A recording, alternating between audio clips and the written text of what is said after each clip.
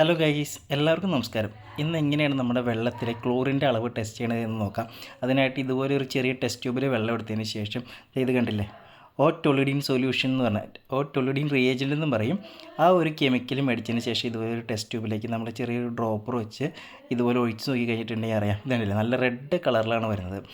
ഇത് നല്ല red colour എന്ന് വെച്ചിട്ടുണ്ടെങ്കിൽ ഒരുപാട് ക്ലോറിൻ ഇതിനകത്ത് ആഡ് ചെയ്തുകൊണ്ടാണ് ഇതിനകത്ത് റെഡ് കളർ വരുന്നത്.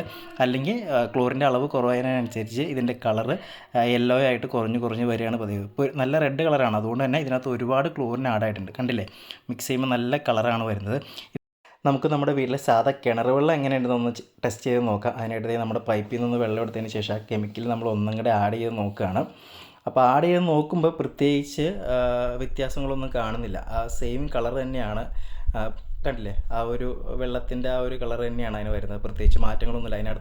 അതിനകത്ത് ക്ലോറിൻ്റെ അളവൊന്നും ഇല്ല എന്നുള്ളത് തന്നെയാണ്. ഇനി നമ്മളതൊന്ന് ജസ്റ്റ് നമ്മൾ ആ ക്ലോറിനുള്ള വെള്ളത്തിലൊന്ന് ഡിപ്പ് ചെയ്ത് നോക്കാം. അപ്പോൾ കണ്ടില്ലേ, നല്ല റെഡിഷ് കളറായി. അതിനർത്ഥം ആ വെള്ളത്തിൽ ഒരുപാട് ക്ലോറിൻ ആഡ് ചെയ്തിട്ടുണ്ടെന്നാണ്.